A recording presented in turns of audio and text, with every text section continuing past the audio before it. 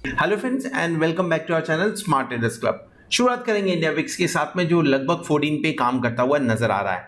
8% gain, 8.21% की gain देखने को मिल रही है और एट द सेम टाइम इसी गेन के साथ में अगर नजर डालेंगे तो ये देखने को मिल जाएगा कि जुलाई महीने या जून के मिड के बाद में आपको अभी तक जो हाईएस्ट लेवल पे क्लोजिंग मिली है वो ये है 13.97 की।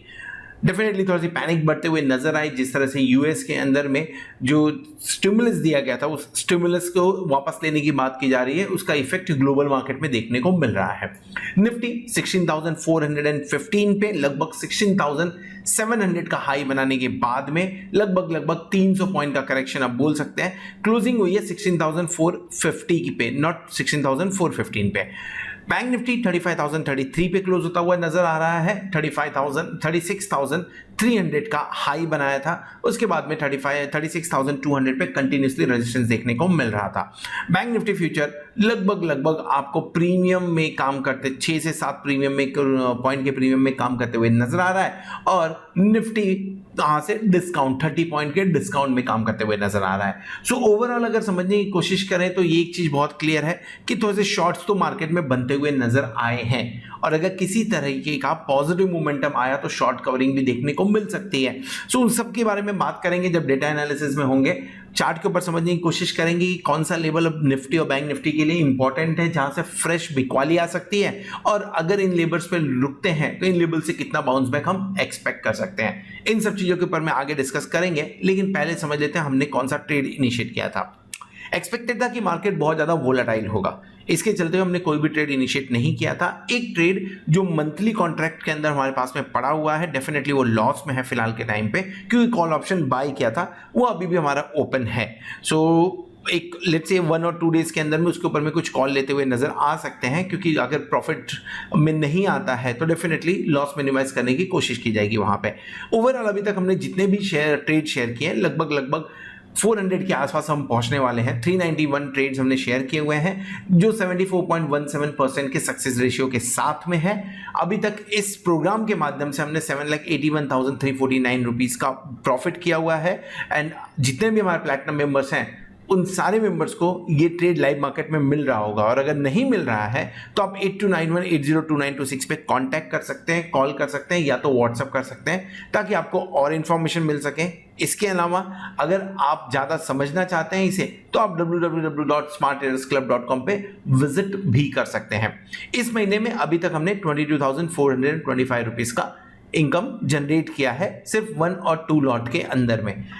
सो आगे बढ़ते हैं, समझने की कोशिश करते हैं कि निफ्टी और बैंक निफ्टी के लेवल्स अब कौन से इंपॉर्टेंट बनते हैं और डेरिवेटिव डेटा में समझने की कोशिश करेंगे कि ये जो बिकवाली देखने को मिल रही है या जो प्रॉफिट बुकिंग देखने को मिल रहा है इसके अंदर में एफआईआई का कितना हाथ है। इस वीडियो में हम डिस्कस करने वाले हैं बैंक निफ्टी के बारे में। निफ्टी का व्यू ऑलरेडी शेयर किया हुआ है, ऊपर कार्ड पे क्लिक करके आप देख सकते हैं ना। बैंक निफ्टी के बारे में बात करें तो चाय से ज्यादा केतली गर्म वाली कहानी देखने को मिल रही है। क्यों ऐसा हो रहा है? निफ्टी के अंदर में फॉल तो आ रहा है लेकिन निफ्टी कहीं ना कहीं इंपॉर्टेंट लेवल्स के पास में रुकता हुआ दिख रहा है। बैंक निफ्टी में पिछले 2 दिनों में लगभग आपको 1250 पॉइंट या मैं बोलूं 1300 पॉइंट का फॉल देखने को मिला है। क्योंकि बैंक निफ्टी ने 35,000 का लेवल भी तोड़ा था इंट्राडे के रेंज में। अब हो क्या रहा है एग्जैक्टली यहाँ पे? निफ्टी लाइफ टाइम हाई वहां से करेक्शन दे रहा है, समझ में आता है। बैंक निफ्टी एक रेंज में फंसता हुआ नजर आ रहा है और ये रेंज कौन सी है? कंटिन्यूसली देखिए 3 रेंज आपको दिखाते हैं। इस 3 रेंज की हम बात कर सकते हैं। इन 3 रेंज के अंदर में कंटिन्यूसली ट्रेड हो रहा है और ये हो कब से रहा है? ये 21 मई से लेके 15 जुलाई तक एक रेंज में फंसते हुए नजर है जिसके बियॉन्ड कहीं पे भी क्लोजिंग नहीं दी है। 2 दिन की क्लोजिंग के बाद में एक ट्रेंड लाइन फॉलो हुआ और उसके बाद में रेंज फिर से डिफाइन हुआ कुछ लगभग 10 ट्रेडिंग सेशन का और फिर से वही नजारा देखने को मिला। लगभग 10 ट्रेडिंग सेशन ब्रेक डाउन हुआ तो अच्छा खासा ब्रेक डाउन देखने को मिल रहा है।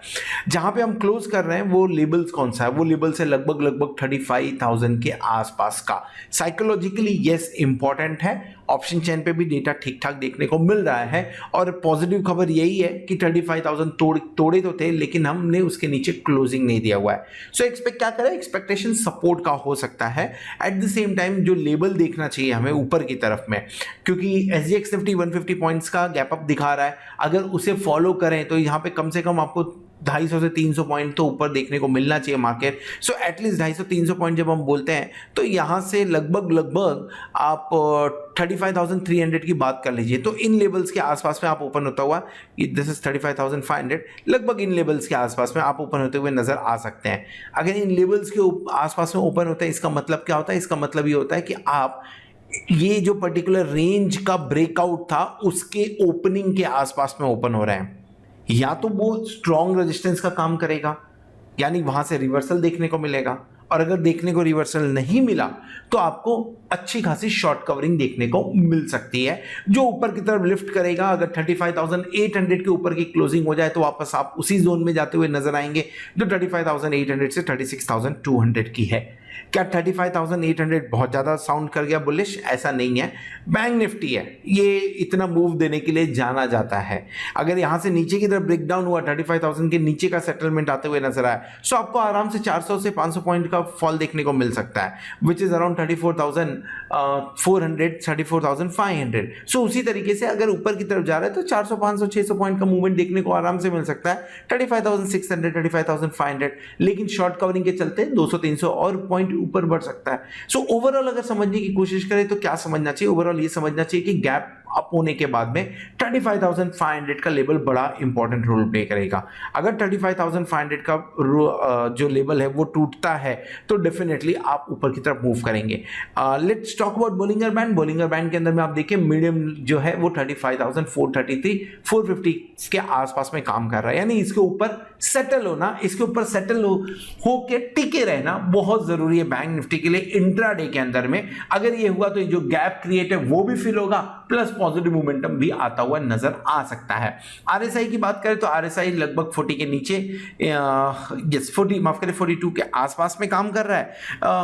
ओवर सोल्ड वाली कहानी अभी तक नहीं पहुंची है, लेकिन हाल उसके नजदीक पहुंचने की तैयारी हो चुकी है। सो यहां से एक बार अगर आपको रिवर्सल देखने को मिले, जो पहले भी देखने को मिला है, सो यहां से एक बार रिवर्सल देखने को मिले तो बहुत बड़ी बात नहीं होनी चाहिए। व्यू क्या बनता है? ग्लोबल मार्केट के चलते हम गिरे हैं। ग्लोबल मार्केट में अगर करेक्शन आया और ग्लोबल मार्केट के अंदर में अगर किसी तरह का बाउंस बैक देखने को मिला तो डेफिनेटली उसके तर्ज पे हमें बाउंस बैक भी करना चाहिए, जो कि शायद मंडे को आपको नजर आ सकता है। दूसरा 15 मिनट्स के चार्ट पे देखिए, ये पर्टिकुलर ट्रेंड लाइन इंपॉर्टेंट है। यहां पे हम कंटिन्यूसली रेजिस्टेंस ले रहे हैं। अब मंडे के लिए ये कहां पे है? मंडे के लिए है लगभग 35,255 के आसपास में।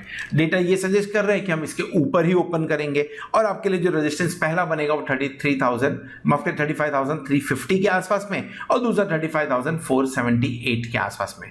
इसे तोड़ के ऊपर की तरफ जाते हैं तो बुलिश व्यू रखिए, तो एक्सपेक्ट करिए कि 35,800 में इंट्राडे आ सकता है।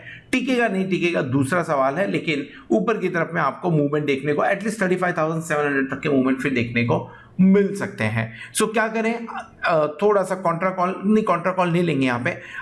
इन केस अगर 35,000 के आसपास में मिला तो कॉन्ट्रा कॉल लेंगे। सो अगर मान के चलिए ओपनिंग होती है, वहां से थोड़ा सा करेक्शन देखने को मिला, 35,050 के रेंज में एक बार बाय करने की कोशिश करिए। स्टॉप लॉस लगेगा 34,900 का, जो लास्ट डे भी हमने जिसको रिस्पेक्ट किया हुआ था 34,900 का, और फिर आपको टारगेट जो ऊपर की तरफ बनेगा वो 35,300, 35,500, 35,700 एंड अगर 35,800 के ऊपर निकल गया तो 36,000 तक का टारगेट बनता हुआ नजर आ सकता है। दूसरा, अगर आप एग्रेसिव ट्रेडर हैं और अगर मार्केट 35,500 के ऊपर में आधा पौना घंटा भी काम कर लेता है तो लॉन्ग कर लीजिए। 35,500 के साथ में लॉन्ग करिए। इसमें आपका स्टॉप लॉस लगाइए छोटा सा, ज्यादा बहुत बड़ा नहीं, 75 पॉइंट्स का। 35,425 के आसपास में स्टॉप लॉस लगाएंगे, और ऊपर की तरफ 35,800 35,700 वाले रेंज के लिए काम करेंगे। एग्रेसिव ट्रेडर है इसके लिए बात कर रहे हैं। पोजिशनली रखना है तो डेफिनेटली 35,800 के ऊपर एक बार क्लोज कर जाए तो 36,000 36,200 का रेंज आपको बनता हुआ नजर आ सकता है। शॉर्ट करना है क्या? ग्लोबल मार्केट थोड़े से पॉजिटिव दिख रहे हैं, डाउ जोन्स पे नजर रखिए। डाउ जोन्स अगर उस दिन गेन करते हुए नजर आते हैं तो आप शॉर्ट मत करिएगा, नहीं तो फंस सकते हैं। ऑप्शन चेन कहां पे क्लोजिंग की हमने? 35,000 के आसपास में। अब 35,000 पे जो पोजीशंस बनी हुई है पुट साइड में, वो तो हाईएस्ट ओपन इंटरेस्ट है। पुट साइड में 35,000 पे हाईएस्ट ओपन इंटरेस्ट देखने को मिल रहा है। कितने का है? लगभग 62,730 का आपको highest open interest clear cut देखने को मिल रहा है यहाँ पे। एंड अगर मैं कॉल साइड की बात करूं तो कॉल साइड पे जो हाईएस्ट इंटरेस्ट है वो कितने का, वो 78,000 लॉट का है। कितने पे है, वो है 36,000। यानी एक रेंज जो आपके सामने बन के आ रही है वो रेंज है 35,000 से 36,000 की। इसी रेंज के लिए मंडे के दिन में हमने बात किया हुआ है, इसी रेंज के अंदर में काम होते हुए नजर आ सकता है। सेकेंड चीज, क्या ऊपर की तरफ 35,500 कोई रेजिस्टेंस का काम नहीं करेगा, क्योंकि वहां पे लगभग 50,000 लॉट का ऊपर इंटरेस्ट है। क्यों नहीं करेगा, डेफिनेटली करेगा। यहाँ पे ऊपर रेजिस्टेंस का काम करना चाहिए। इसके लिए बार बार हम ये बोल रहे हैं कि अगर ऊपर की तरफ 35,500 के ऊपर काम किया तभी लॉन्ग करिए अगर एग्रेसिव ट्रेडर है। इसके पीछे रीजन क्या है, जैसे ही आप 35,500 क्रॉस करोगे ना, प्रेशर में आ जाएंगे। ये जो 45,826 लॉट की राइटिंग की गई है, एग्रेसिव राइटिंग की गई 35,000 पे, ये प्रेशर में आएंगे। अच्छा, राइटिंग हुई है, कितने की हुई रहेगी, लगभग मुझे लग रहा है 335 के आसपास काम कर रहा है। लेट्स से 300 रुपीज के में भी राइटिंग की रहेगी। सो डेफिनेटली आप यहाँ पे भी 300 पॉइंट के लॉस में आते हुए नजर आ सकते हैं अगर 35,500 के ऊपर गए।